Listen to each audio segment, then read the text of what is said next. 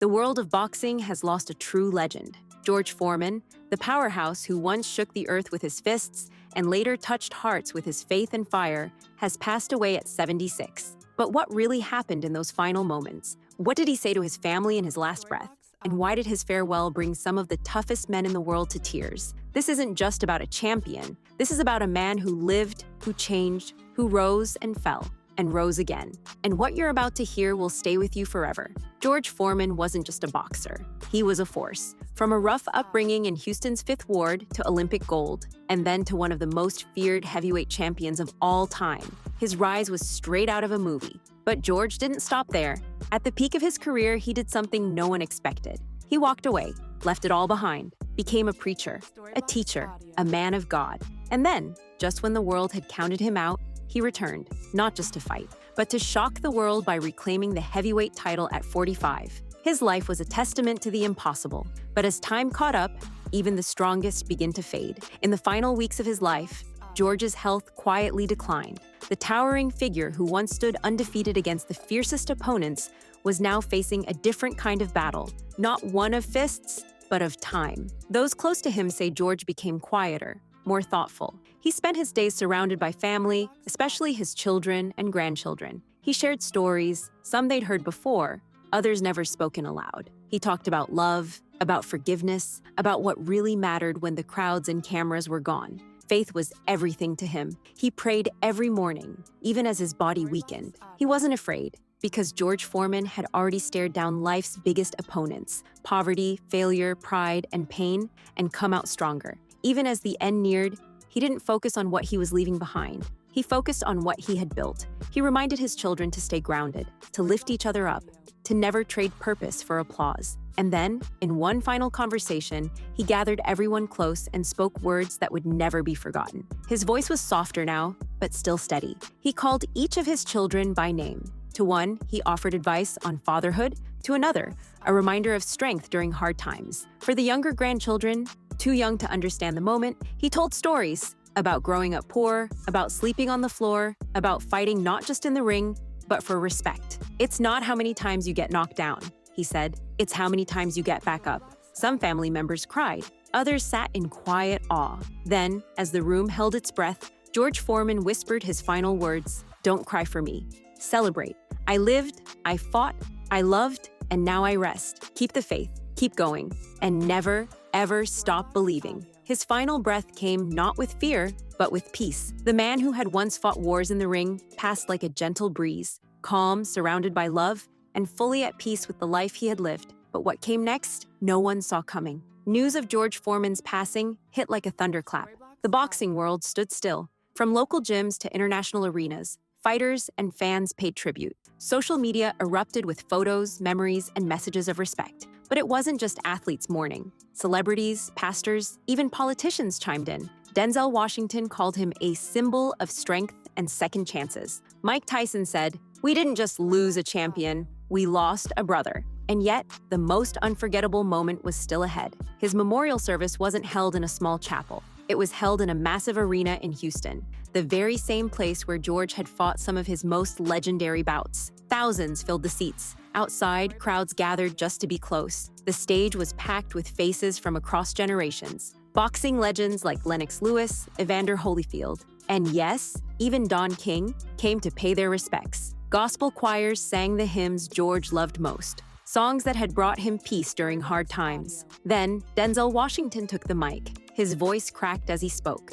George Foreman's story wasn't about boxing. It was about redemption, about proving that no matter how far you fall, you can rise again. He told the crowd how Foreman's journey had inspired him, not as an actor, but as a man, as a father, as someone trying to do better. The crowd was silent, but the tears were not. Then came the speech that stopped the room cold. George Foreman Jr. stepped up.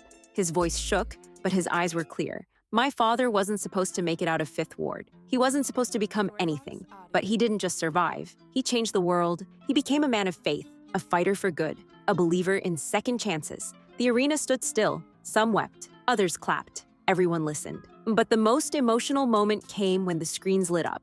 Unbeknownst to everyone, even his closest friends, George had recorded a video message just weeks before his passing. In it, he sat in a chair in his Texas home, dressed in a simple suit, his hands resting gently in his lap. "If you're watching this," he began, "then I've gone home to the Lord. But don't cry. I had a good life. I fought hard. I laughed loud. I raised a family. I loved with everything I had." He paused, then smiled. "And if I could leave you with just one thing, it's this. You'll fall. You'll lose. People will doubt you. But get back up. Keep fighting. And love one another while you still can." The arena erupted in a standing ovation. Not of sadness, but of gratitude. The man they had admired for so long had left them with one final gift: hope. But still, there was one last surprise. The lights dimmed, the crowd grew quiet. A slow drumbeat began to echo, the same rhythm that once accompanied George Foreman's ring walks. The screen flickered to life one last time, playing a powerful montage of George's life. But this wasn't just footage. It was narrated by George himself, a voice collage stitched together from past interviews, sermons, and speeches. "They said I was nothing. They said I'd never make it, but when you've got a dream and you're willing to fight for it, nobody can take that from you." The footage rolled through every era. Young George training in gritty gyms, his Olympic gold medal win, the brutal KO of Joe Frazier, and finally, his miraculous comeback. "I wasn't the prettiest, I wasn't the fastest, but I was the hungriest." And when you're hungry, you find a way to eat. The crowd was silent. Even Tyson and Holyfield could be seen wiping away tears. The montage ended not with boxing, but with George holding his grandchildren, preaching in a small church, and standing hand in hand with his wife. At the end of the day, it ain't about the belts. It's about how many lives you touch. I may be gone, but my fight isn't over. Now it's up to you. The screen faded to black. And then another thunderous ovation. And just when the world thought it had seen the last tribute, a final announcement left everyone stunned. A voice echoed across the arena. "To ensure George Foreman's legacy continues, we are proud to announce the George Foreman Foundation for Underserved Youth." A gasp rippled through the crowd. Scholarships, mentorship programs, athletic training, all for at-risk youth, especially those from neighborhoods like the one George grew up in.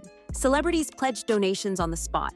Athletes volunteered to mentor. The mission was clear. George Foreman's story would keep changing lives. And then came the final goodbye. A spotlight shone down on the center of the arena. A boxing ring had been set up. In the middle, under a single beam of light, stood a lone pair of gloves, George Foreman's gloves. The ring announcer, barely holding back tears, stepped forward. "Ladies and gentlemen, for the final time, George Foreman." The bell rang. Once, twice, 10 times, a final count. And then, in silence, the gloves were slowly lifted away. Symbolic, powerful, unforgettable. It was the end of an era, but also the beginning of a legacy. As people left that arena, they didn't just leave with memories, they left with purpose. George Foreman had shown us that strength isn't just about fists, it's about faith. It's about falling and getting back up, about loving, forgiving, and never giving up.